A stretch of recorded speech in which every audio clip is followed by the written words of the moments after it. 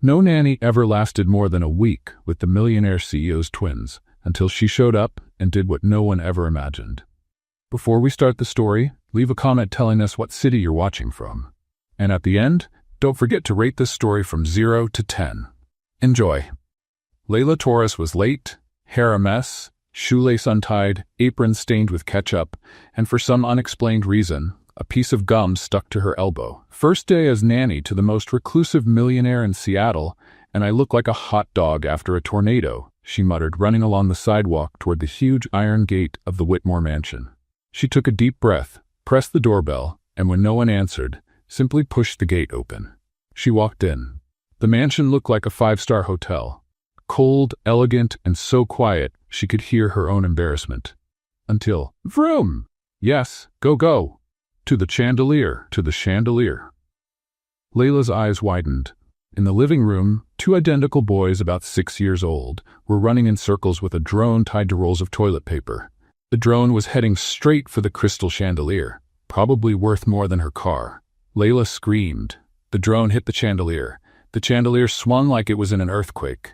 The boys shouted "yeah" and clapped as if they had just won the world championship of mischief. She froze.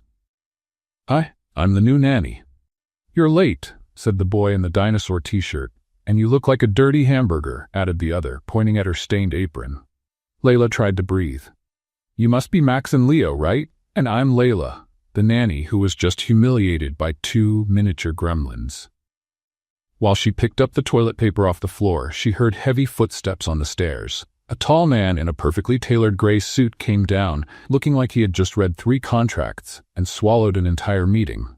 You are the new nanny? He barked. Layla stood up, pulled the gum off her elbow, straightened her blouse, and answered, I am, and you really need a green juice. Those dark circles are screaming. I haven't slept since 2010.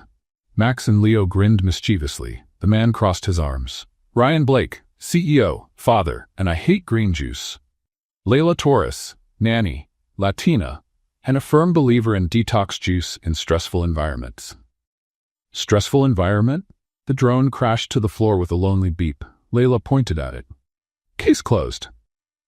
Minutes later, Ryan was already in his office on the phone, saying words like emergency meeting, $1 million merger, and shareholders won't accept delays. Layla was trying to convince the twins to tidy up the toys in the living room when Max whispered something in Leo's ear. They shared a knowing look and turned toward the hallway. Secret mission. Operation Push, said Max. Ready, aim, push. Before Layla could react, the two shoved her hard down the hallway. She stumbled straight into the office door, losing her balance just as Ryan, back-turned, was deep in a phone call. What the? The door slammed shut behind her. Locked. Outside, they heard, now you two can talk. Just the two of you. And maybe fall in love. Layla stared at the door. Then at the man now slowly ending his call. Please tell me this isn't happening, Ryan muttered. It is, and with ketchup on my shoulder, she said, pointing to her clothes. My kids locked you in here? Yes. And you too, technically. He sighed and folded his arms. This has never happened before. Being locked in with a woman covered in condiments or your kids playing little cupids, he looked at her. For the first time, without irritation. They haven't laughed in months. Since their mother passed away, they've been quiet, closed off. Layla's expression softened. I'm not a psychologist, but I do have a doctorate in making kids smile. And trust me, I'm not that easy to knock down. Not even by killer drones. Ryan exhaled deeply. I thought you were going to quit. I thought about it. When they pushed me in here, I figured my contract was about to go up in flames. But, they laughed, and that's worth more than any shareholder meeting. Ryan studied Layla for a moment. A curious moment. A silent moment. Outside, Max and Leo pressed their ears to the door. They're talking. Operation New Mom is going better than expected. A few minutes later, the house security guard unlocked the door with a spare key. Ryan walked out first. Serious, but a little less stern. Layla followed, adjusting her messy bun. She was already bracing herself to be fired, but then she heard something unexpected. They laughed, Ryan said, looking straight at her. For the first time in a long time, she stood still, not sure if it was a compliment or a warning, but before he left, he added, And you still have ketchup on your shoulder. Layla smiled. This was a beginning. A messy, funny beginning. but maybe just the kind of beginning she needed. At 8:30 that night, something unusual happened at the Whitmore mansion. Silence. Not the tense kind of silence Ryan knew well, where the twins pretended to sleep until he left the room and then started another pillow fight. This silence was peaceful. Ryan walked up the stairs slowly, ready to find the new nanny quitting or, at the very least, crying in a corner. Instead, he found the bedroom door slightly open and a scene that made him stop in the middle of the hallway. Max and Leo were fast asleep in their beds, tucked in up to their necks, with calm expressions he hadn't seen in months. And there, in a chair between the two beds, was Layla Torres, her head tilted to the side, asleep too. She had taken off her shoes and pulled her legs up onto the chair. One hand still held an open children's book on her lap. Her curly hair had come loose from the messy bun and framed her relaxed face. Ryan stood in the doorway longer than he wanted to admit. When was the last time the boys slept without waking up crying at 2 in the morning? When was the last time someone helped them relax enough to just sleep? He grabbed a blanket from the closet and gently covered Layla. She mumbled something in Spanish in her sleep and snuggled deeper into the chair. Ryan went downstairs to his office but couldn't focus on anything. Every half hour, he went up to check if everything was okay. And it was. The three of them slept like angels. For the first time in months, Ryan slept through the night. The next morning, Layla came down to the kitchen, yawning and rubbing her sore neck. "Morning, sleeping beauty," Ryan said, looking up from his coffee cup. "How's your back?" "Complaining a lot, thanks for asking." But the boys slept all night, so every cramp was worth it. Ryan watched her pour coffee into a unicorn-shaped mug the twins had insisted on buying. "Layla, I need to tell you something." She sat at the kitchen table, still a bit sleepy. "If you're gonna fire me, at least wait till I finish this coffee. I need to be wide awake to job hunt again." "It's not that. It's about last night." Layla frowned. "I fell asleep in their room, didn't I? Sorry, I didn't mean to." "They slept through the night," Ryan interrupted. "No waking up, no crying, no nightmares." "Yeah, so?" Ryan set his cup down on the table. "Layla, you're the 9th nanny I've hired in 6 months. The other 8, they all quit. The last one didn't even come back to collect her pay." Layla stopped sipping her coffee. "Seriously? Max and Leo haven't slept well since the accident. They woke up crying every night. Nightmares, night terrors. Nothing could calm them down." He ran a hand through his hair, looking tired. "I tried everything. Pediatricians, child therapists, natural remedies, music therapy, nothing worked. And the nannies, they couldn't handle it. Some didn't even last a week." Layla watched him as he spoke, seeing the exhausted father behind the controlling CEO for the first time. "And last night was the first time they slept through the night?" "In 8 months, Ryan confirmed. "What did you do?" Layla shrugged. "I talked to them about important stuff, like which dinosaur would win in a fight against a dragon, and if unicorns eat pizza. Then I read them 3 stories, sang one of my grandma's songs in Spanish, and promised I'd be here when they woke up. That's it.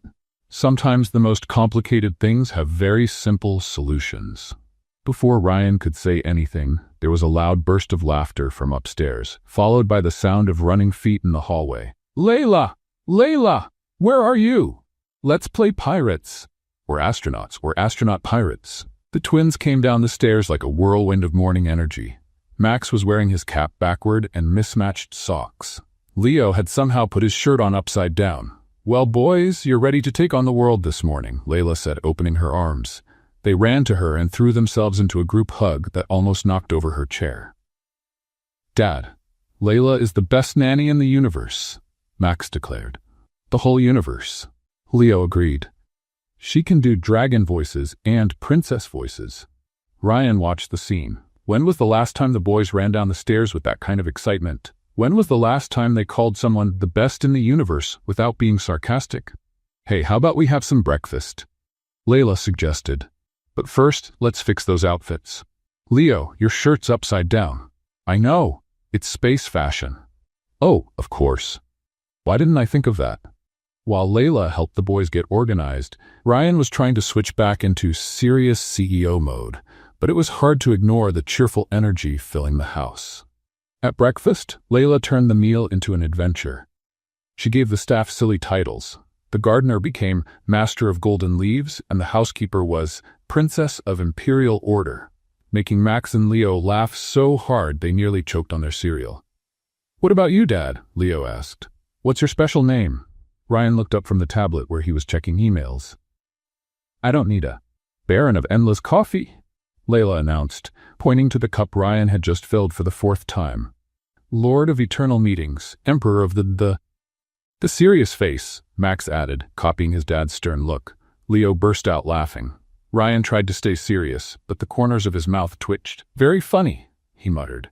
"Dad, come play with us in the hallway," Leo asked. "I have a meeting in just 5 minutes," Max begged. "Layla taught us a new dance." "Dance?" Ryan raised an eyebrow. "It's a mix of robot and flamingo," Layla explained like it was the most normal thing in the world. "Very effective for chasing away morning grumpiness." "I'm not grumpy in the morning." Layla, Max, and Leo looked at each other and laughed at the same time. "Of course not," Layla said with a wink. "You're a walking ray of sunshine." Ryan sighed and went back to his tablet. But 2 minutes later, he heard music coming from the hallway and laughter echoing through the whole house. He got up to see what was going on and found Layla dancing with the twins in the middle of the hall. She had tied a napkin around her head like a pirate scarf and was waving her arms in a crazy rhythm the boys were trying to copy. "Now it's the flamingo part," Layla shouted, lifting one leg. Max and Leo tried to follow and almost fell over, laughing. "Dad, come dance," Leo called, waving him over. "I don't dance," Ryan said. "Everyone dances," Layla replied. "Some people just forget how." For a second, Ryan just stood there, watching his kids laugh in a way he hadn't seen in a long time. But before he could give in to the urge to join them, the phone rang. "Meeting," he muttered, heading back to the kitchen. An hour later, Ryan was in his office, trying to focus on a video call about acquisitions when Layla walked in carrying a tray. "Sorry to interrupt, Baron of Endless Coffee, but you forgot to have lunch." She set the tray on the table. There was a sandwich, fruit cut into star shapes, and a steaming cup of coffee. "I didn't ask for. The boys did. They said you forget to eat when you're working." Ryan looked at the food, then at Layla. "They said that?" "Among other things, like how you work really late and sometimes sleep in the office. It's temporary, just until I close a few big deals." "Sure," Layla said, though it didn't sound like she believed him. She was already walking out when Ryan called after her. "Layla." "Yes?" "Thank you. For breakfast, for making them laugh, for helping them sleep." She smiled. "You're welcome, but you still haven't signed my contract. Technically, I'm still just a well-meaning intruder." Ryan glanced at his laptop where the employment contract had been open for 2 days. "That's true. Except..." A loud crash came from the kitchen, followed by laughter and 2 voices yelling, "Sorry!" "Let me guess," Ryan said. "Slime workshop?" "How'd you know?" "Because there's pink glitter on your eyebrow." Layla quickly wiped her face. "The kitchen might look a little colorful, but I promise it all comes off with warm water and patience." Ryan sighed. Under normal circumstances, he would have been upset. His Italian marble kitchen turning into a kid's art lab? Unthinkable. But then he heard Max shouting, "Dad, come see the slime Layla showed us. It's purple and makes a funny sound." Ryan froze. When was the last time they included him in something that wasn't a parenting duty? Layla noticed the look on his face. "They want you to be part of it, Ryan. They just don't know how to ask." "I don't know anything about slime. No one's born knowing. You learn by making a mess." "Dad, come make slime with us." "Yeah, come play," Leo added. An hour later, they were all covered in colorful slime and laughing like crazy. Ryan had green slime in his hair. Max's hands were purple to the wrists. Leo had somehow stuck pink slime to his ear, and Layla looked like she'd walked through a rainbow explosion. "Dad, are you going to hire Layla forever?" Leo asked, stirring the slime with a spoon. "Please?" Max begged. "She's the coolest babysitter ever." Ryan looked at Layla, who was trying to get slime out of her hair. "Well, we haven't signed the official contract yet." "Then sign it," the 2 shouted. "Now," Max added, "or we'll go on strike," Leo finished. "Strike from what?" Layla laughed. "From everything. We won't eat, sleep, or play anymore. And we'll make a lot of noise." Leo banged the spoon against the bowl. Ryan let out an exaggerated sigh. "You're using emotional blackmail. Is it working?" Max asked, winking. "Unfortunately, yes." Layla rushed to her bag and pulled out a crumpled piece of paper. Here, temporary contract I prepared yesterday. Ryan took the paper and read it quickly. It was simple but well written. Looks fair. He picked up a pen. But there's one condition. What is it? Max suddenly appeared holding a heart-shaped cookie they had made earlier. You have to sign while eating this, he said. It's a family tradition, Leo added. We just made it up. Ryan looked at the pink cookie with colorful sprinkles. You invented a tradition? Yes, they said in unison. Layla laughed. Go ahead, Mr. Whitmore. Traditions are sacred. Ryan took a bite of the cookie, which was surprisingly good, and signed the contract. There. Now you have an official nanny. Max and Leo celebrated by making slime fly everywhere. After the kitchen was somewhat cleaned and the boys went off to play in the living room, Layla was getting ready to leave when she noticed a door at the end of the hallway that was always closed. That room there, she pointed. Why is it always locked? Ryan, who was putting away some papers, tensed up. It's just a room we don't use. Oh, Layla shrugged. It must need some fresh air. Closed rooms start to smell musty. Layla, that room. But she was already gone, waving cheerfully and promising to come back the next day with fun surprises. Ryan stood still, staring at the closed door at the end of the hall. Some secrets were harder to explain than others. The next day, Layla arrived at the Whitmore mansion with contagious energy and a bag full of surprises. She had promised the twins she would bring fun surprises, and she wasn't one to break promises. Good morning, Whitmore family, she called out as she entered, making Max and Leo run downstairs like two miniature hurricanes. Layla, what did you bring? Max asked, trying to peek inside the bag. Is it a surprise, or can we take a little look? Leo added, making a puppy dog face. Patience, my curious ones. First breakfast, then guaranteed fun. Ryan came down the stairs impeccably dressed, tie straight, and looking like he had only slept 4 hours. Good morning, Baron of Endless Coffee, Layla greeted cheerfully. How many cups so far today? Only 3, Ryan replied, grabbing his fourth. Only 3? You're holding back. During breakfast, Layla revealed her surprises, painting kits, jewelry-making supplies, and ingredients for decorated cookies. The twins were thrilled. We're going to turn this house into an art studio, she announced. What if we make macaroni necklaces? Max suggested. Or beaded bracelets, Leo added. Ryan watched his son's excitement while trying to review contracts on his tablet. The house was becoming more colorful and louder, and completely different from the controlled environment he was used to. Dad, are you going to join the art activities?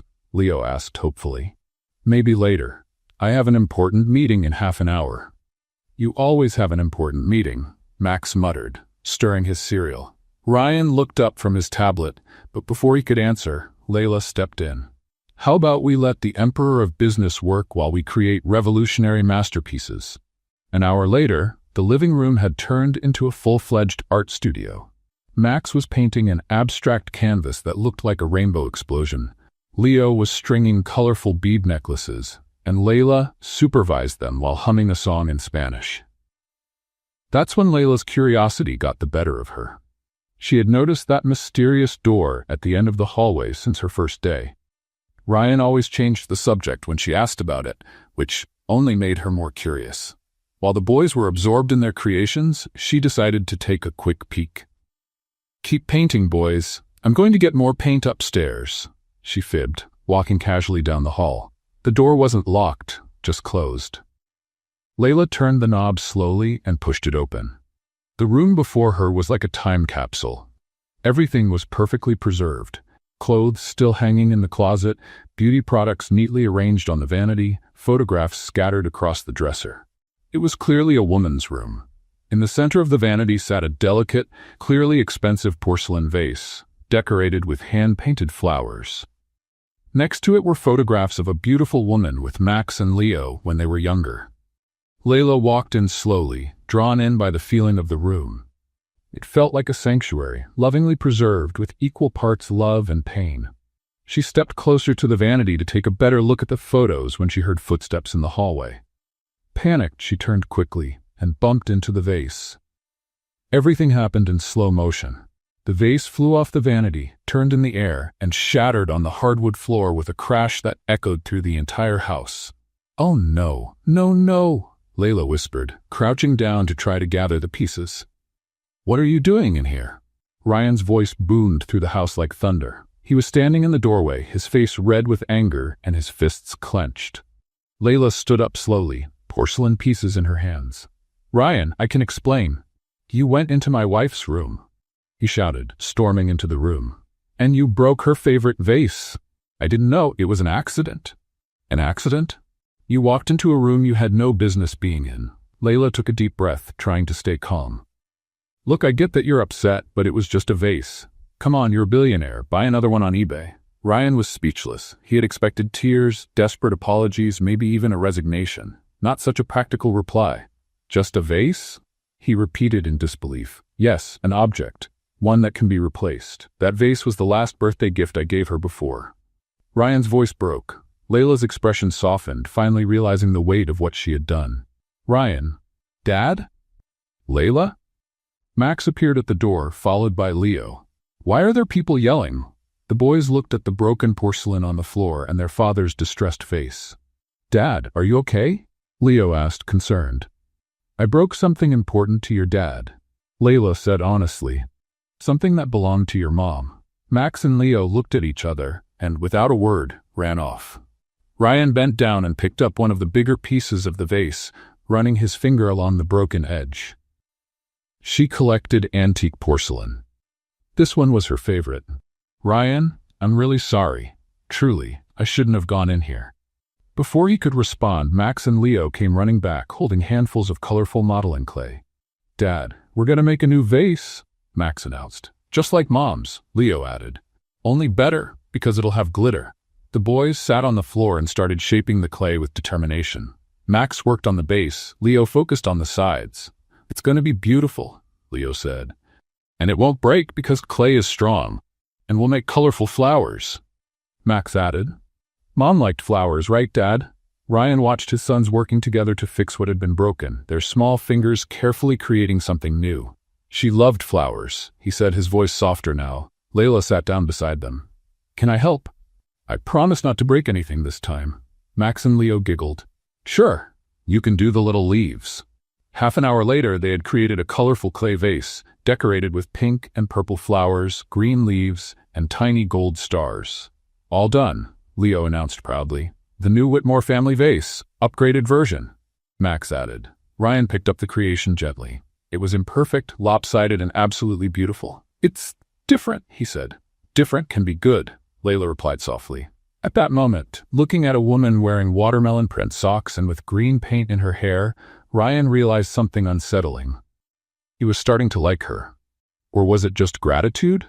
Because she made the boys laugh? Because she had brought life back into this quiet house? Because she wasn't afraid of messes or awkward moments? Before he could sort out his confusing thoughts, his phone rang. "Ryan Whitmore," he answered automatically. "My dear son-in-law." A familiar, grand voice rang through the line. "I'm calling from the Swiss Alps to let you know I'm coming back." Ryan closed his eyes. "Lady Margaret." "Hello, Margaret. How was the trip?" "Refreshing, but I missed my grandchildren.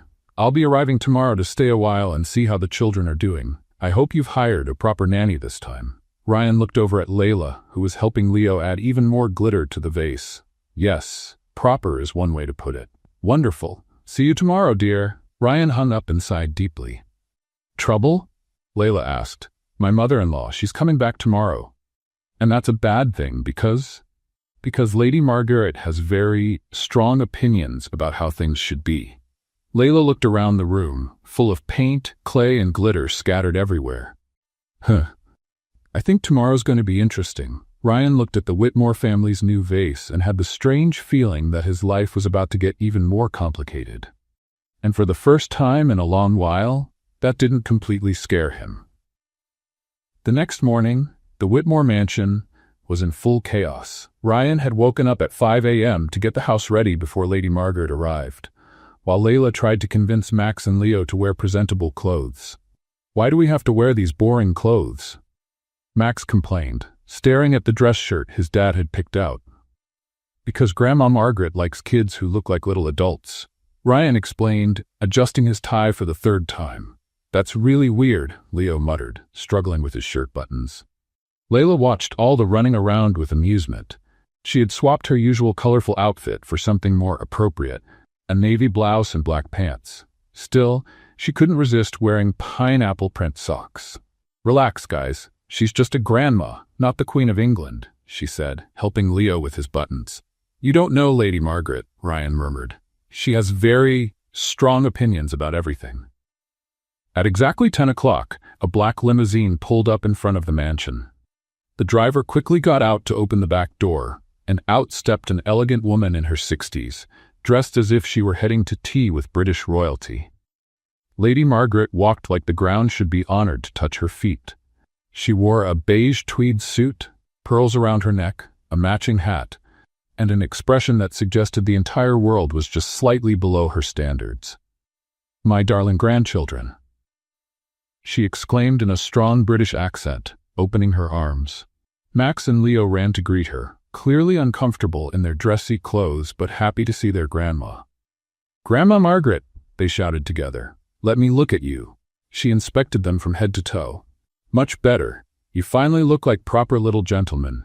Ryan stepped forward to greet his mother-in-law. "Margaret, how was your trip?" "Refreshing, dear. The Alps were exactly what I needed after that dreadful time." She glanced around the house with approval. "The house looks well kept. At least that hasn't changed." That's when Lady Margaret noticed Layla standing near the stairs. "And this young woman is?" "Lady Margaret, this is Layla Torres, the boy's new nanny," Ryan said. Lady Margaret looked Layla up and down with the same scrutiny one might use to inspect suspicious seafood. "This is the new nanny?" she asked with clear disapproval. "She looks like a children's party entertainer." The silence that followed was so heavy you could have cut it with a knife. Max and Leo looked nervously between their grandmother and Layla. Layla took a deep breath, forced a smile, and said, "And you look like a Disney villain." Ryan choked. Max and Leo's eyes went wide. Lady Margaret stood speechless. How dare you? Grandma Layla's really nice," Max said quickly. "She makes slime and teaches us funny dances," Leo added. "Slime?" Lady Margaret turned to Ryan as if he had committed some kind of national betrayal. "Ryan, dear, this person is corrupting my grandchildren with sticky substances. Margaret, she's really good with the boys." "Good? She's completely inappropriate. Just look at her. Casual clothes, messy hair, and I'm almost certain I saw pineapples on her socks." "They are pineapples," Layla confirmed cheerfully. "And in case you're wondering, yesterday I wore watermelon socks." Lady Margaret turned to Ryan with military determination. "Ryan, I insist you dismiss this person immediately. My grandchildren need proper influences, not some household clown." Ryan looked visibly torn. On one hand, Margaret was family and had always played a big role in the boys' lives. On the other hand, Layla had done something no one else could. She'd helped Max and Leo sleep peacefully again and made them laugh like they hadn't in ages. "Margaret, maybe we should discuss this privately." "No!" Max and Leo shouted in unison. "Layla can't leave," Max said. "She's the best nanny in the world," Leo added. Then, to everyone's surprise, the twins ran out of the room. "Boys, come back here," Ryan called. 10 minutes later, after searching the whole house, they found Max and Leo curled up in the trunk of Ryan's car, hugging each other with tears in their eyes. "What are you doing in there?" Layla asked, concerned. "If Grandma makes you leave, we're running away too," Max declared bravely. "We don't want another nanny," Leo sobbed. Lady Margaret watched the scene with an unreadable expression. "Children, get out of there immediately. It's far too hot in the trunk." "Only if Layla stays," Max bargained. Before anyone could respond, an orange and clearly annoyed cat appeared out of nowhere and leapt straight onto Lady Margaret's back. "Ah! Get this animal off me," she screamed, trying to shake off the cat that had its claws sunk into her tweed jacket. Everyone froze except Layla, who acted quickly. She calmly stepped forward, took hold of the cat firmly but gently, and lifted it off the lady's back. "Shh, kitty, it's okay," she murmured, stroking the animal's head. "You just wanted some attention, didn't you?" The cat immediately relaxed and began to purr in her arms. Lady Margaret was out of breath, her hair mussed and with small scratches on her neck. "My goodness, that wild creature. Let me take a look at those scratches," Layla said, handing the cat to Max. Ryan, do you have cotton and antiseptic? Minutes later, Layla was carefully cleaning the scratches on Lady Margaret's neck with cotton soaked in antiseptic. It might sting a little, Layla warned gently, but it's important to clean them well to prevent infection. Lady Margaret remained surprisingly quiet as Layla tended to the wounds with steady, gentle hands. Where did you learn first aid? Lady Margaret asked, softer now. My grandmother was a nurse. She always said that taking care of people is one of the most important things we can do. Your grandmother sounds like a wise woman. She really was. Layla finished cleaning the last scratch. They are all done. You'll be fine. Ryan watched the scene from a few feet away, seeing Layla care for his mother-in-law with the same patience and kindness she showed Max and Leo. There was something about the gentle way she treated people, the way she turned tense moments into lighter ones. He caught himself smiling, which was completely ridiculous. He was smiling because a woman wearing pineapple socks had saved his mother-in-law from an angry cat. Maybe he was completely losing his mind, or maybe he was finally starting to get it back. 3 days after the cat incident, Layla had a bright idea over breakfast. How about a picnic in the park today? She suggested, watching Max and Leo play with their cereal instead of eating it. Picnic, the twins shouted in unison. Ryan looked up from his laptop. I have 3 meetings scheduled today. And I have 3 kids who need fresh air, Layla countered. Guess which is more important? Layla is right, dear, Lady Margaret said, surprising everyone. Since the scratch incident, she had developed a strange tolerance for the nanny. The children spend too much time indoors. See, even Her Majesty Grandma agrees with me, Layla said, winking at Lady Margaret, who almost smiled. Fine, Ryan sighed. But just 1 hour. And no mess. 2 hours later, they were at Discovery Park, Seattle's largest park, with a picnic basket Layla had filled with sandwiches, fruit, juice, and of course, star-shaped cookies. Daddy, look how big it is, Leo exclaimed, running across the grass. Can we explore it all? Max asked, already planning an adventure. Of course you can, Layla answered before Ryan could protest. But don't go too far from us. Ryan spread the checkered blanket on the grass with military precision, making sure it was perfectly aligned. Layla watched with amusement. You know it's just a blanket, right? Not an official document. I like things to be organized. I noticed you even line up your pencils by size. During the meal, everything was going smoothly until Layla reached for the juice bottle that had rolled away. In the process, she bumped Ryan's glass, spilling orange juice all over his dress pants. Oh no, she cried, grabbing napkins frantically. Your pants? They probably cost more than my rent. Ryan looked at the orange stain spreading across the expensive fabric. It's nothing, he said, though his voice was tight. Liar. You're having an internal heart attack over those pants. Meanwhile, Max and Leo had found a patch of soft earth and were digging with their hands. Boys, what are you doing? Ryan asked, still dabbing at his pants with a napkin. Digging a hole to hide secrets, Max replied excitedly.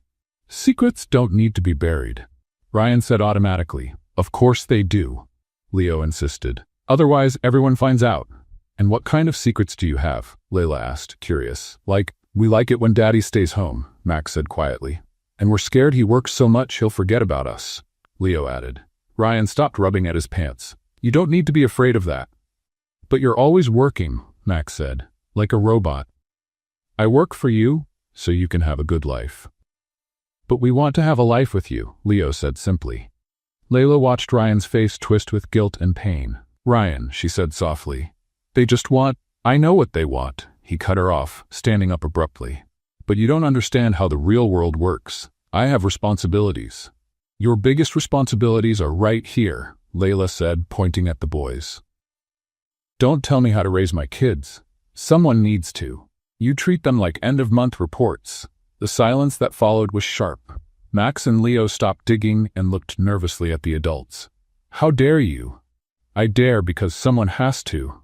Layla stood up too. You schedule time with them like they're business meetings. I'm doing the best I can. Doing the bare minimum isn't the same as doing your best. Ryan clenched his fists, clearly struggling to stay composed. You don't understand anything about my situation. I understand your kids are growing up without a present father. I understand they think they have to dig holes to hide their feelings. That's enough. Ryan said, his voice dangerously low. Layla took a breath, realizing she had gone too far. Max and Leo were hugging each other, frightened by the argument. "Boys, how about we go check out the lake?" she suggested gently. They spent the rest of the afternoon in tense silence. Ryan sat on the blanket, pretending to read emails on his phone. Layla played with the twins, but without her usual energy. When the sun started to set, painting the sky in shades of orange and pink, Max and Leo fell asleep on the blanket, worn out from running around. Layla walked over to Ryan, who was still staring at his phone. "I'm sorry," she said quietly. "I shouldn't have spoken to you that way." "You were right," he answered, still not looking up. "Not completely." "No, completely." Ryan finally looked at her. "I don't know how to do this on my own. Before the accident, she took care of all this. I just worked." "Ryan, have you ever thought," he interrupted, "that maybe I work so much because I don't know how to just be a dad? Because being the provider is easier than being the caregiver?" Layla sat next to him on the blanket. "Have you ever thought about just being human now and then?" she asked gently. "Instead of being the perfect CEO or the perfect father, just be Ryan?" He looked at her, really looked at her, for the first time. He saw how the setting sun turned her curly hair to gold, how she had a smudge of dirt on her face from playing with the boys, how her eyes were kind even when she challenged him. "I don't remember what it's like to just be Ryan. Maybe I can help you figure it out." They were very close now. Ryan could smell her sweet perfume, see the tiny freckles on her nose that makeup didn't quite hide. "Layla, yes?" He leaned in slowly. She didn't move away. Their faces were inches apart when runaway scooter, steered by a child who had lost control, came crashing straight into Ryan's shin. He yelled, rolling onto the grass and clutching his leg. "Ryan!" Layla knelt beside him. "Are you okay?" "I think." "Let me see." She gently examined his shin. "It's not broken, but you're definitely getting a big bruise." "I'm sorry, sir," the scooter kid shouted, running off after his parents. Layla helped Ryan up, letting him lean on her as he limped toward the car. "Lean on me," she said. "Take it slow." "I can manage on my own," he protested. "Of course you can, Mr. Total Independence. Now hush and let me help." Ryan stopped halfway and started laughing. "What?" Layla asked, concerned. "I almost kissed you and then got attacked by a scooter." He laughed harder. "This kind of thing only happens to me." Layla started laughing too. "Well, at least it was memorable. Definitely memorable." As they hobbled to the car together, Ryan realized it was the first time he had truly laughed in months. And all because of a woman who spilled juice on his clothes and made him want to feel human again. The morning after the scooter incident, Ryan came down to breakfast limping and found a surprise on the table. A golden tea tied with a red ribbon. "What's this?" he asked, picking up the key. "Your housemaster key," Max announced proudly. "We asked Grandpa George to make a special copy for Layla," Leo added. Layla came out of the kitchen carrying a tray of star-shaped pancakes. "The boys insisted I needed full access to the house for creative emergencies," she explained, making air quotes. "Creative emergencies?" Ryan repeated, raising an eyebrow.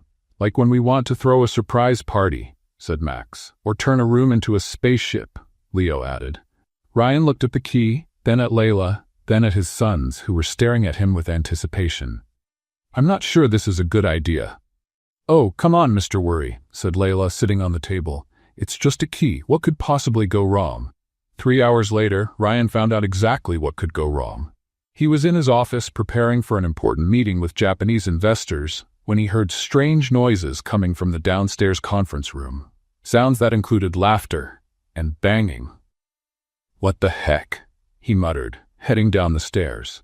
When he opened the conference room door, Ryan walked into a surreal scene. The mahogany table had been turned into a pirate ship, complete with sails made from bedsheets, ropes tied around the chairs, and a homemade pirate flag flapping in the air conditioning. Max was standing on the bow of the table ship, wearing a pirate hat made of newspaper.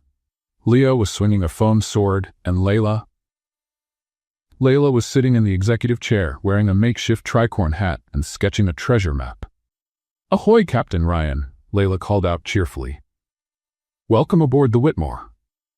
"What did you do to my conference room?" Ryan shouted. "We turned it into a pirate camp," Max explained. Layla said every overly serious room needs more adventure. The investors are arriving in 10 minutes. What investors? Layla asked, genuinely confused. The Japanese ones. The most important meeting of the quarter. Layla went pale.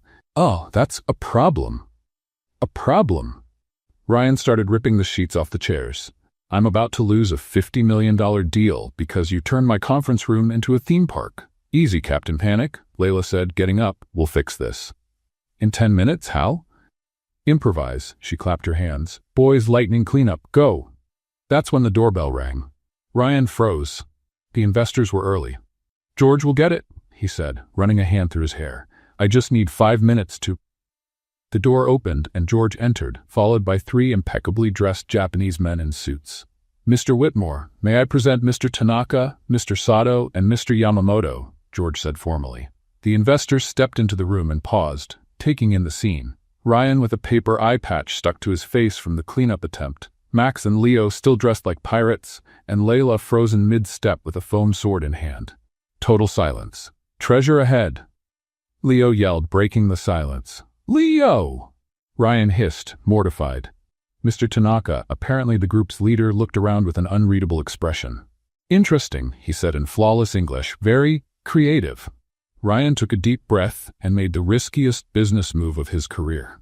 Gentlemen, welcome to our business creativity simulation exercise, he said, keeping the eye patch on. We're testing non-traditional methods to spark innovative thinking. The Japanese men exchanged curious looks. A simulation? Mr. Sato asked. Exactly, said Ryan, praying this would work. Studies show that playful environments increase productivity by 200%. Layla picked up on what Ryan was doing and jumped into the act. It's a groundbreaking technique, she said confidently. When we step outside the corporate comfort zone, we discover unexpected solutions. Fascinating, Mr. Yamamoto murmured. In Japan, we greatly value innovation in workplace methods.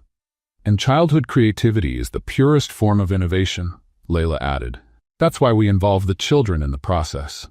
Max and Leo, not totally sure what was happening but sensing they should cooperate, gave a polite bow to the guests. Hello, they said together. The investors smiled, clearly charmed. Impressive, said Mr. Tanaka. You really do think outside the box. That's when Layla had a sudden inspiration. Gentlemen, would you like to try our innovative sushi? She asked. It's a very special fusion. Sushi, Ryan's eyes widened. Of course. Layla rushed to the snack table where the kids' fruit was. Max, Leo, creative sushi operation, go. In 5 minutes, she had created sushi using banana slices as fish, cream cheese for rice, and dried seaweed she miraculously found in the pantry. She arranged it all on elegant plates she grabbed from the kitchen. Banana and cream cheese sushi, she announced solemnly. A fusion of Eastern tradition and Western innovation. The Japanese investors tried it with curiosity, and to everyone's surprise, they seemed genuinely impressed. Unusual, but delicious, Mr. Sato admitted. Interesting texture, agreed Mr. Yamamoto, and the presentation is creative, added Mr. Tanaka. 2 hours later, after a meeting that mixed serious business with creative enterprise demonstrations, Ryan had closed the deal. We look forward to working with such an innovative company, Mr. Tanaka said as they said goodbye. Especially if we can join in more creative simulations, Mr. Sato added with a laugh. When the investors left, Ryan sank into a chair, still processing what had just happened. I can't believe that worked, he murmured. Of course it worked, Layla said proudly. Banana sushi is revolutionary. Dad, you were the coolest pirate ever, Max said. And the meeting was way more fun that way, Leo added. Ryan took off the eye patch and looked at Layla. You saved my $50 million contract with banana and cream cheese. Technically, you all saved it with creativity and teamwork. I need to thank you properly, Ryan said hesitantly. How about dinner? Tonight? Layla blinked, surprised. Dinner? Professional, of course, Ryan hurried to clarify. To discuss future creative strategies. Sure, Layla said with a smile. Creative strategies, completely professional. Max and Leo exchanged mischievous grins. Operation New Mom was going better than expected. At 7 that evening, Ryan was waiting for Layla in front of Le Bernardin, one of Seattle's most elegant French restaurants. He had changed clothes 3 times and checked his hair in the car mirror at least 5. It's just a professional dinner, he kept telling himself. When Layla arrived by taxi, Ryan nearly choked. She wore a simple blue dress that made her eyes stand out and had tamed her wild curls into an elegant bun. Yet she still kept her unique touch with star-shaped gold earrings. "Hi, Coffee Baron," she greeted cheerfully. "This place looks expensive. Are you sure my nanny salary covers it?" "My treat," Ryan said, offering his arm. "You saved my contract today." The restaurant was everything Ryan expected. Soft lighting, tables with white linen cloths, and waiters who looked like they had ballet training. Layla looked around wide-eyed. "How many forks are normal at a table?" she whispered when they sat down. "It depends on the number of courses," Ryan answered, amused by her concern. "And what's the difference between all these forks?" "Well, this one is for salad, this one for the main course, and this smaller one for dessert." Layla picked up the main course fork and began eating the salad with it. "There. Problem solved. One fork for everything." The waiter, Philippe, approached with a discreet look of horror. "Would mademoiselle like to try our special dish? Grilled salmon with hollandaise sauce and white asparagus?" "Sounds great," Layla said. "But do you have ketchup?" Philippe almost dropped his tray. "Ketchup, mademoiselle?"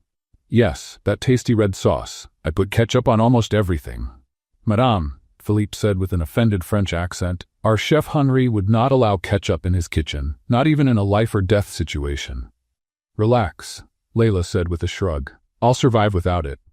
Ryan tried not to laugh at the traumatized look on the waiter's face. During dinner, they talked about everything. Layla's childhood and a big, noisy family, Ryan's dreams before becoming CEO, and plans to make Max and Leo happier.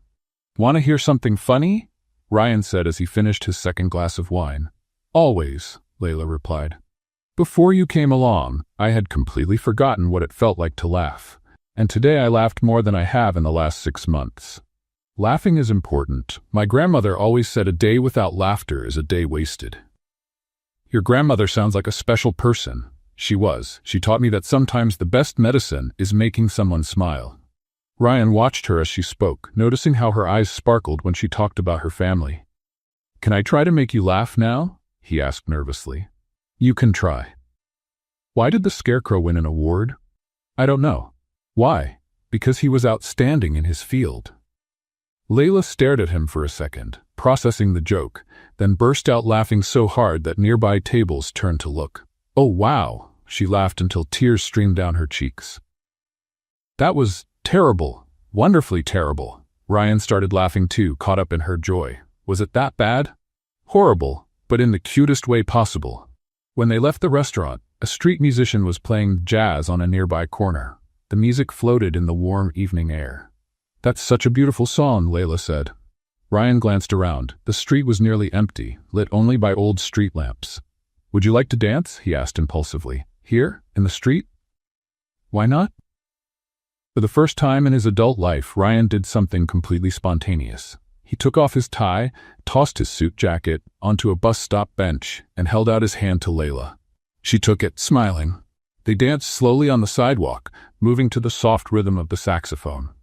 Ryan discovered that Layla smelled like vanilla, and that laughing with someone was even better than laughing alone. "Ryan," she said softly. "Yes?" "Thank you for letting me be myself, even when I spill things and make bad jokes. Thank you for helping me remember who I am beyond my work." They were very close now, swaying gently. Ryan leaned his face toward hers. "Oh my God, it's burning!" Layla suddenly shouted.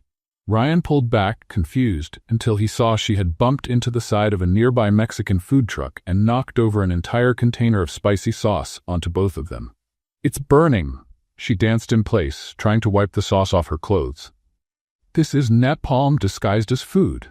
Ryan, also covered in red sauce, started to laugh. "This only happens to me," he said, helping her clean up with napkins. "Apparently, it happens to me too." An hour later, they came back home still with hot sauce stains on their clothes and smiles on their faces. "Welcome back," Max shouted as they walked in. "Wait till you see our surprise," Leo added. The twins ran over with their faces covered in black paint in elaborate patterns. "We got tattoos just like Dad's," Max announced proudly. "Tattoos?" Ryan frowned. "I don't have tattoos." "Yes, you do," said Leo. "The dragon one on your arm. Ryan looked at his own arm, confused, until he remembered the temporary tattoo the boys had put on him weeks ago that he had forgotten to take off. "Oh, that one," Layla laughed again. "Well, I guess now you're a fully tattooed family." Ryan looked at his paint-covered sons, Layla with hot sauce in her hair, and himself with a crooked tie and stained shirt. It was the first time in a long while he felt like part of a real family, even if it was a crazy, messy, condiment-covered family. The next morning, Ryan came down for breakfast, still smiling from the night before. Dinner had been different, a good kind of different. But his smile faded quickly when he saw Max and Leo at the table. Both of them had huge dragon tattoos plastered across their faces. Red and gold dragons stretched from their foreheads to their cheeks, making them look like tiny Viking warriors. "What is this?" Ryan shouted. "Good morning, Dragon Dad," Max greeted cheerfully, pointing to the tattoo that covered half his face. "We're warrior brothers now," added Leo, flexing his non-existent muscles. "Take that off right now." "Why?" Max asked, genuinely confused. "You have a tattoo too." Ryan looked at his own arm where the dragon sticker was still stuck. "That's different. You can't just go around with body art on your face." "Why not?" Leo insisted. Because, Ryan stumbled, looking for a logical explanation. "Because you're kids. Kids need discipline, rules. They need freedom to express themselves," Layla suggested, walking in from the kitchen with a cup of coffee. Ryan turned to her. "Layla, you saw this and didn't do anything?" "I did, and I thought it was creative. They spent an hour picking the perfect dragons." "Creative?" Ryan ran a hand through his hair. "They're going to school like this. What will the teachers think? That they have imagination?" Layla answered simply. "That's not imagination. That's a lack of boundaries." Ryan was clearly losing his patience. "You need to understand there are rules, protocols, proper behavior." "Proper for who?" Layla asked, crossing her arms. "For society, for their future. They can't grow up thinking they can just do whatever they want." "Ryan, they're 6-year-olds with temporary tattoos, not criminals. That's how it starts." Ryan gestured, exasperated. "Today it's tattoos, tomorrow it's piercings, then real tattoos, and 10 years later they're living in a van painting abstract art." Layla raised an eyebrow at him. "Do you want robots or children?" "What? Do you want kids who follow a preset program, or real children with their own personalities?" Ryan was quiet for a moment. I don't know how to do this," he admitted, softer now. "Raising them alone, making the right decisions. What if I mess everything up?" Max and Leo looked at their dad, realizing for the first time that he wasn't just mad, he was scared. "Dad?" Max said gently. "You're not going to mess anything up. How do you know?" Ryan asked, sitting down at the table. "Because you care about us," Leo said, stepping closer. "Dads who care don't mess things up." Layla sat down next to Ryan. "Ryan, want to know a secret? Everyone who takes care of kids is scared of messing up. I'm scared every single day." "You? But you're so confident." "On the outside. On the inside, I'm always wondering, am I doing this right? Are they going to grow up okay, or will they need therapy because of me?" "Seriously?" "Welcome to the club," Layla said with a smile. "Everyone's just winging it. Some people just pretend they know what they're doing better than others." Ryan let out a long sigh. "I'm sorry," he told Max and Leo. "Sometimes Dad gets nervous because I just want you to be happy, and I don't always know the best way to do that." "We are happy, Dad," Max said, "especially when you're not working all the time." "And when you play with us," Leo added. "All right, you can keep the tattoos for today." "Really?" both shouted. "Really, but tomorrow they come off before school." "Deal," they said in unison. "Now you have to get a tattoo too, Dad," Leo said with a mischievous smile. "What? No, I don't need." But Max had already run off to get more temporary tattoos. "It's tradition," he insisted. "Everyone in the tattooed family has to have one." 5 minutes later, Ryan was sitting still while Max carefully pressed a gold sun tattoo onto his forehead. "Hold still, Dad," Max instructed. "Art can't be rushed." "It looks amazing," said Leo. "You look like a sun warrior." When they finished, Layla pulled out her phone. "No," Ryan said, trying to cover his face. "Oh, this is definitely going on social media," she said, snapping a photo. "Layla, don't." "Ryan Whitmore, CEO and Sun Warrior, Tattoo Dad, real life," she typed, pretending to post. "If you post that, You'll what?" she asked, grinning slyly. Ryan looked at her holding the phone, at his sons laughing, and at the whole ridiculous scene. And for the first time in a long while, he smiled, really smiled. Not the polite kind, not the business meeting kind. A real, genuine smile from deep inside. "Go ahead and post it," he said. "But make sure the caption says, 'I'm the best tattooed dad in Seattle.'" "Now you're talking." Layla laughed, taking more pictures. Max and Leo threw themselves into their father's arms, everyone laughing together, and Ryan realized something. Maybe he didn't know exactly how to be a dad, but he was starting to learn that sometimes not knowing was exactly how you figure it out. On Thursday morning, Layla showed up at the Whitmore mansion with an unusual look. She seemed almost shy.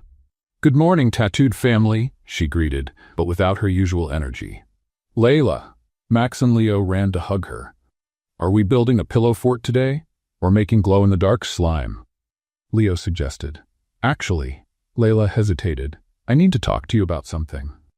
Ryan looked up from his newspaper, noticing her serious tone. "What's going on? My grandma, she's not feeling very well. I need to visit her today, spend the day with her." "Your grandma is sick?" Max asked, worried. "It's nothing serious, it's of Layla quickly reassured them. "She's just feeling a little lonely. That happens sometimes with older folks, and they just need some company." "But what about us?" Leo asked, looking sad. "You're staying with your dad. It'll be fun." Ryan felt something strange in his stomach. Emptiness? Annoyance? He couldn't quite name it. "Of course," he said, trying to sound casual. "No problem. We'll be just fine." "Are you sure?" Layla looked at him closely. "I can come another day." "Don't be ridiculous," Ryan said, folding the newspaper with a bit more force than needed. "I'm their father. I can take care of my own kids for one day." "Of course you can," Layla said, though she still looked a little worried. "It's just, they usually follow a pretty specific routine with me." "We're perfectly capable of sticking to a routine." Max and Leo exchanged glances, sensing the tension between the adults. "Layla, are you coming back tomorrow?" Max asked. "Of course I am." She knelt down to their level. "It's just one day. I'll be back tomorrow with news from Grandma Rosa." "Promise?" Leo pressed. "I promise." She kissed both of their foreheads. "And you two promise to be good for Dad?" "We promise," they said together, though not too enthusiastically. After Layla left, the house felt oddly quiet. Ryan tried going back to his paper, but he couldn't focus. Max and Leo sat on the couch, staring at the door as if hoping she'd come right back through it. "Well," Ryan said, folding the newspaper. "What do you guys want to do today?" "Play with Layla," Max answered automatically. "She's not here. What else?" "I don't know," Leo said with a shrug. Ryan sighed. "How did Layla make it all seem so easy? How about we watch some TV?" "Layla says too much TV makes your brain melt," Max replied. "How about we read a book?" "Layla does funny voices when she reads," Leo said. "Do you know how to do voices?" "Not exactly." The hours dragged on. Ryan tried several activities: painting, which ended with paint all over the table, cooking, which resulted in burnt cookies, and even an attempt at dancing, which made the boys laugh but not in the good way. By 2 in the afternoon, desperate, Ryan decided to try building with Legos. "Let's make a castle," he suggested, sitting on the living room floor. "Layla always makes spaceships," Max said. "Today we're making castles." They spent an hour building in relative silence. Ryan was starting to feel proud. Maybe he really could handle this alone, when Leo accidentally knocked over his tower. "No," Leo cried in frustration. "It was almost done." "It's okay," Ryan said, trying to help. "We can build another." "I don't want another one." Leo burst into tears. "I want Layla. She knows how to fix things." Max was getting upset too. "Where is she? Why did she leave?" "She didn't leave," Ryan said, trying to stay calm. "She's just visiting her grandmother." "What if she doesn't come back?" Leo sobbed. "What if she leaves like all the other nannies?" Ryan felt a pang in his chest. He had wondered the same thing, but didn't want to admit it. "She'll come back," he said, trying to sound convincing. But as he tried to comfort the boys, Ryan leaned too far forward, and a bunch of Legos got stuck in his gelled hair. "Dad, you have Legos in your hair," Max pointed out, pausing his tears. Ryan tried to pull them out, but they were firmly stuck. Maybe you two can help me?" Half an hour later, Ryan was sitting on the bathroom floor while Max and Leo carefully removed the Legos from his hair. The house remained quiet in a way it hadn't been for weeks. "Dad?" Max said as he pulled out a red piece. Yes? Do you miss Layla too? Ryan was silent for a moment. Maybe a little. She makes the house more noisy. Leo said thoughtfully. Good noisy, Max agreed. That's true. That night, after finally getting the boys to sleep, after 3 poorly told stories and 2 failed lullabies, Ryan sat alone in the living room staring at his phone. It would be ridiculous to call her. It was just one day. He was a perfectly capable adult. But the house was so quiet. Before he could overthink it, he dialed her number. Hello? Layla's tired voice answered. Hi, it's me, Ryan. Ryan, is everything okay? Are the boys always all right? They're asleep, finally, he hesitated. How's your grandmother? Better. She really needed the company. Thanks for asking. Layla, Ryan swallowed his pride. I think we miss you. There was silence on the other end. Ryan, not just them, me too. The house feels strange without you. Oh, sorry if that's inappropriate. I just wanted you to know. It's not inappropriate, she said softly. I miss you all too. Really? Especially you with Legos in your hair. Max sent me a picture. Ryan laughed in spite of himself. That was challenging. Ryan, can I send you something? Of course. 2 minutes later, a voice message arrived on WhatsApp. Ryan pressed play and heard Layla singing a song she had obviously made up on the spot. For Ryan, who tried to be super dad but ended up with Lego in his hair, oh so bad. For Max, brave as a lion, and Leo with a heart that keeps on trying. Tomorrow I'll come back with surprises to share, and maybe some real mischief, I swear. Sleep well, my dear family. Layla will be back soon, you'll see. Ryan listened to the message 3 times, smiling like an idiot. Maybe admitting he needed someone wasn't so terrible after all. Especially when that someone sang silly songs just to make him smile. On Friday morning, Ryan woke up earlier than usual. Not because of work, but because he was eager for Layla to return. The boys had asked about her at least 20 times the day before, and he had kept checking the clock. At exactly 9 o'clock, they heard keys jingling at the front door. She's back. Max and Leo shouted at the same time, racing down the stairs like 2 little tornadoes. Ryan followed more slowly, trying to keep his composure but feeling a strange lightness in his chest. Layla came in carrying 2 colorful shopping bags and a small suitcase. She wore a bright yellow blouse, jeans with embroidered flower patches, and of course, patterned socks, this time with pink flamingos. My favorite family, she exclaimed, dropping her bags to hug Max and Leo. Did you miss me? So much, both boys shouted, clinging to her like she'd been gone for months instead of just a day. And you, Coffee Baron? She asked, looking at Ryan. How was your solo parenting experience?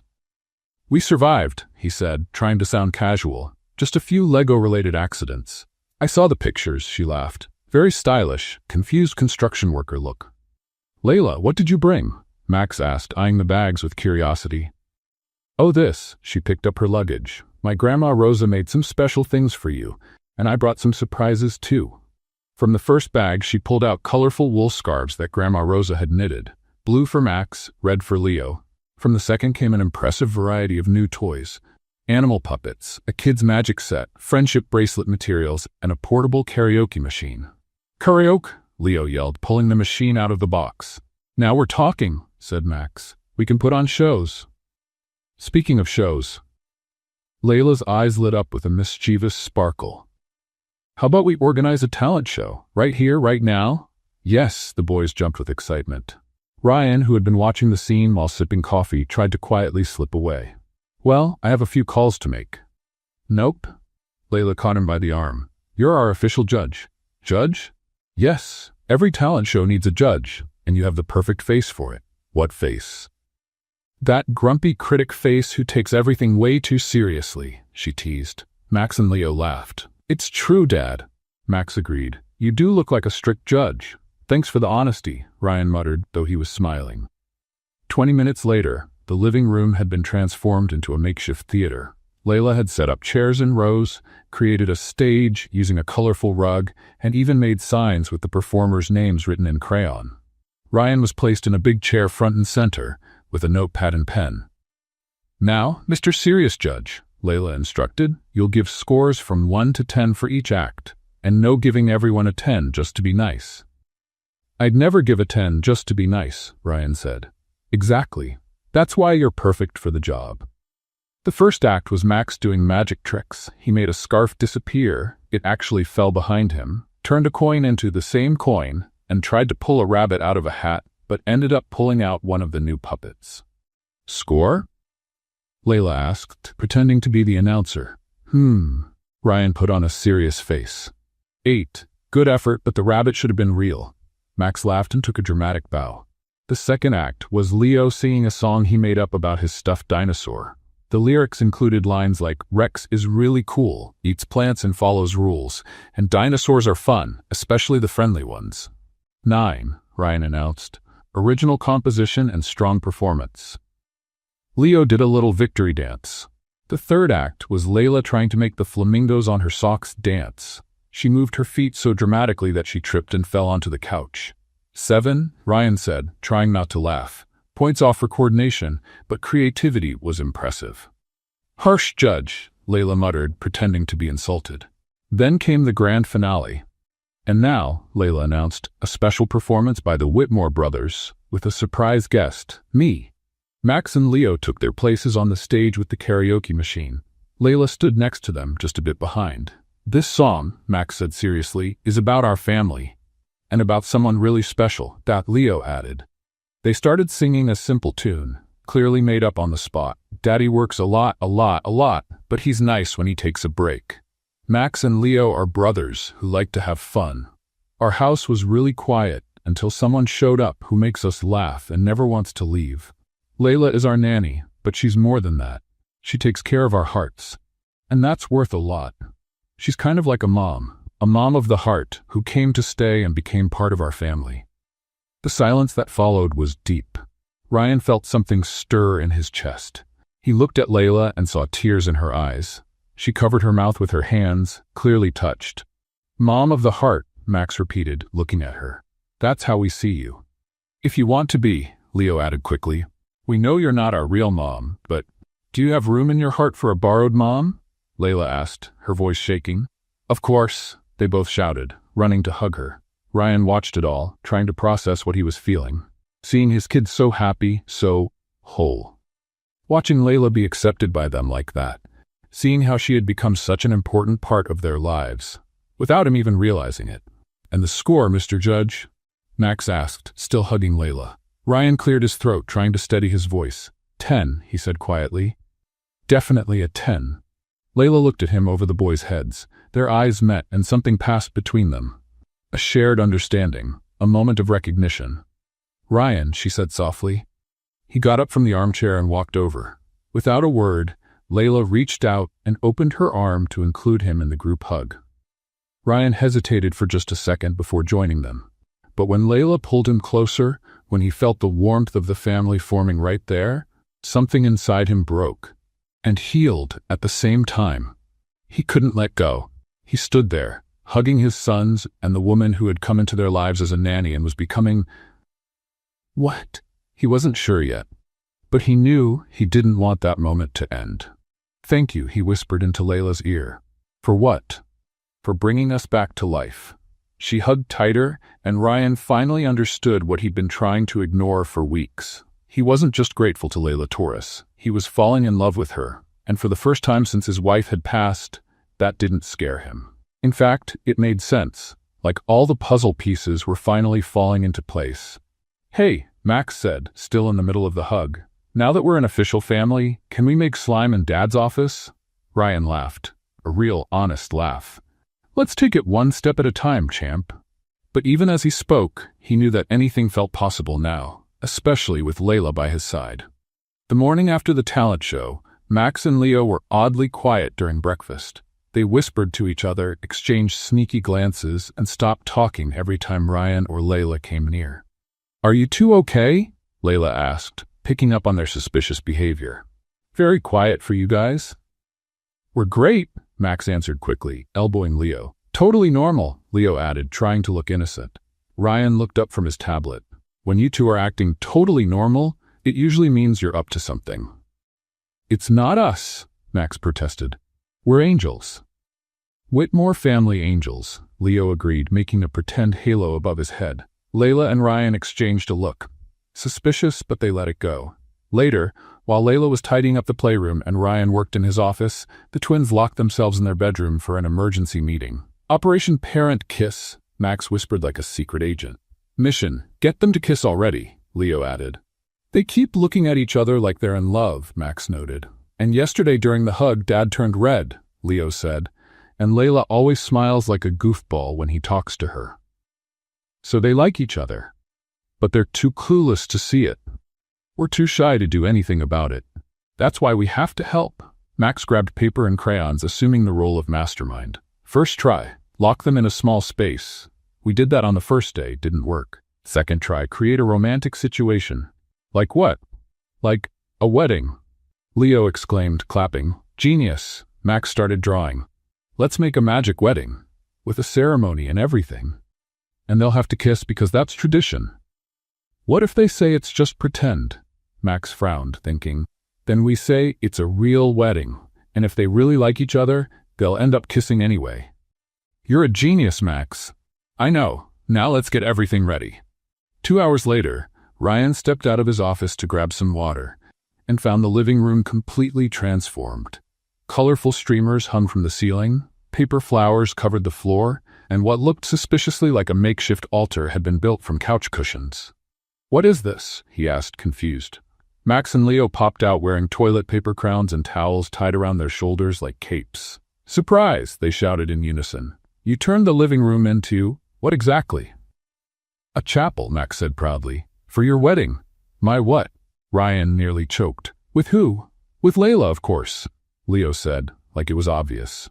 Boys, you can't just organize a wedding. Layla! Max shouted. Come see your surprise. Layla walked in from the kitchen, drying her hands on a towel. She stopped when she saw the decorations. Wow, this is very colorful. It's your wedding chapel, Leo announced. You and Dad are getting married right now. Getting married?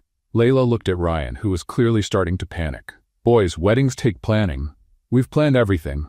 Max ran off to fetch a crumpled piece of paper. Look, guest list. The two of us. Grandma Margaret, Mr. George, Mrs. Martha, and the neighbor's cat if he wants to come. Music. We're going to sing, Leo added. Food, sandwiches and the chocolate cake Mrs. Martha made yesterday. And special crowns for the bride and groom. Max showed 2 toilet paper crowns decorated with glued-on flowers. Ryan tried to slip quietly toward the door. This is very sweet, boys, but I have an important call. No, Leo blocked the way. It's family tradition. Everyone who lives here has to get married. That's not a real tradition, Ryan protested. It is now, Max insisted. We just made it up like the cookie tradition. And traditions are sacred. Leo finished, using Layla's usual argument. Layla laughed at the situation. Boys, you're adorable, but real weddings need people who love each other. You do love each other, Max said, exasperated. Everyone can see it. It's obvious, Leo agreed. You're always looking at each other with that in-love face. Ryan and Layla exchanged glances, both blushing. Boys, Ryan began. No more boys. Max placed the toilet paper crown on Ryan's head. You're getting married now, and you have to kiss at the end, Leo added, putting the other crown on Layla. Leo, Layla tried. It's tradition to kiss at a wedding, they both shouted at the same time. Somehow, Ryan and Layla found themselves standing in front of a pillow altar, wearing ridiculous crowns, while Max officiated the ceremony, reading from a scribbled paper. Dearly gathered, Max began solemnly, we're here to marry Daddy Ryan to Mommy Layla. Mommy Layla? She repeated, surprised. Heart Mom, remember? Leo winked. Do you promise to love each other forever and make lots of slime together? Max continued. Boys, this is ridiculous, Ryan said. It would be ridiculous, Layla interrupted, looking straight into his eyes, if I wasn't actually in love with you too. The silence that followed was broken only by Max and Leo gasping. Ryan stared at her, processing what she had just said. You're in love with me? Completely, she said with a nervous smile, since the day you signed my contract with slime on your hands. Ryan took a deep breath. I've been in love with you too. For weeks. Kiss now, Max and Leo shouted. For the first time, Ryan didn't hesitate. He stepped forward, cupped Layla's face in both hands, and kissed her. It was a gentle kiss, filled with all the care that had grown between them during those crazy months. A kiss that spoke of family, second chances, and love found in the middle of the chaos.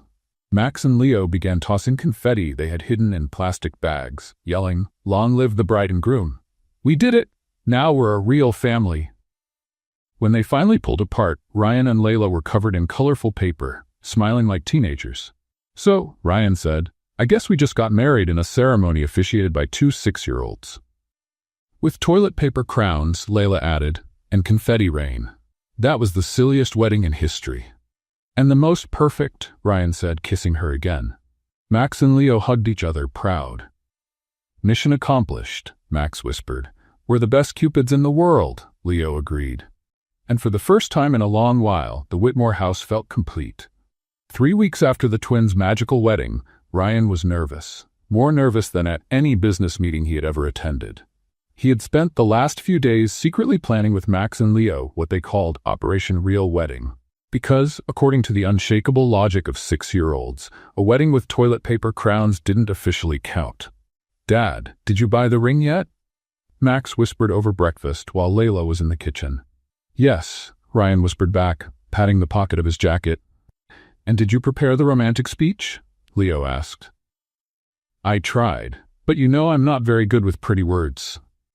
"It doesn't have to be pretty," Max said wisely. "It just has to be true." "What if she says no?" Ryan ran a hand through his hair, anxious. "Dad?" Leo rolled his eyes. "She already said she loves you, and you've kissed a bunch of times.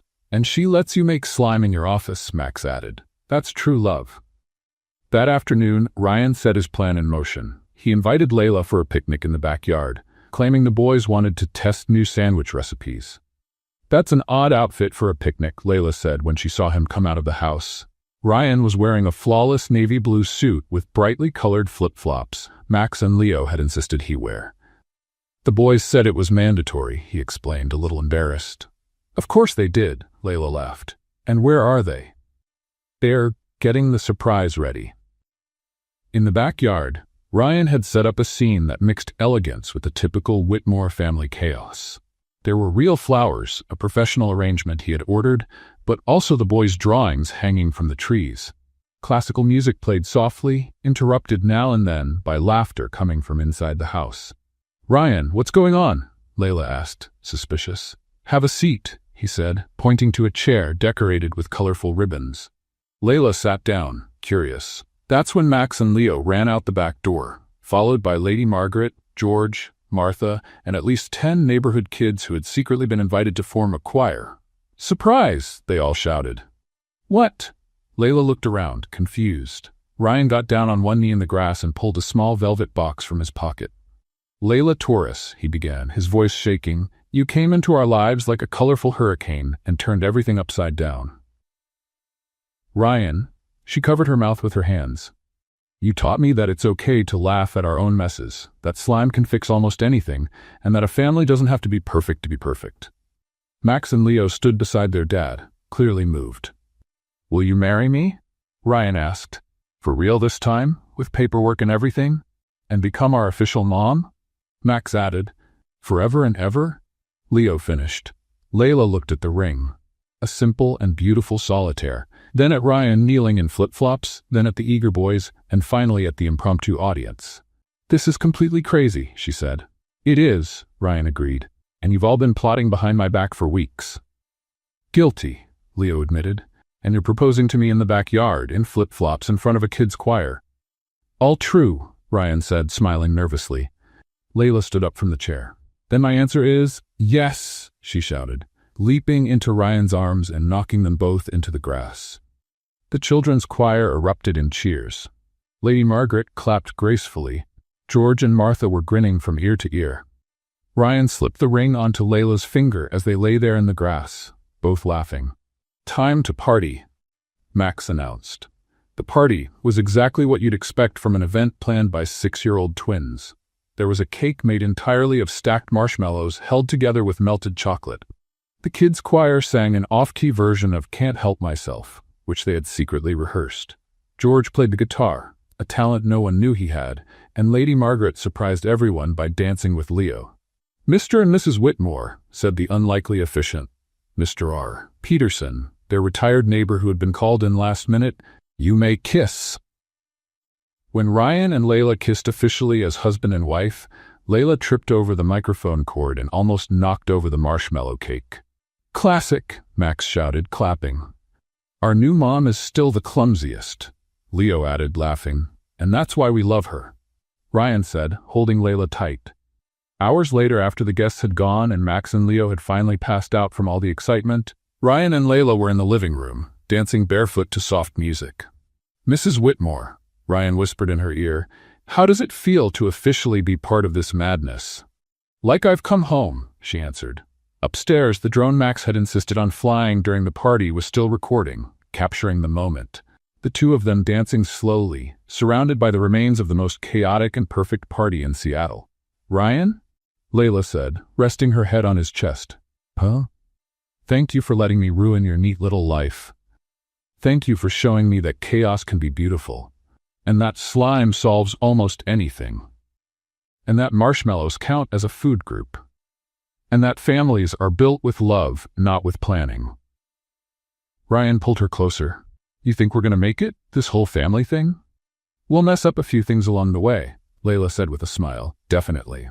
There'll be tough days, no doubt, and the boys will come up with even crazier stuff. For sure. But there will be lots of love, lots of laughter." "A lot," Ryan agreed. They kept dancing. And Ryan realized this was exactly the life he wanted. Chaotic, colorful, and full of surprises. What did you think of Layla and Ryan's story?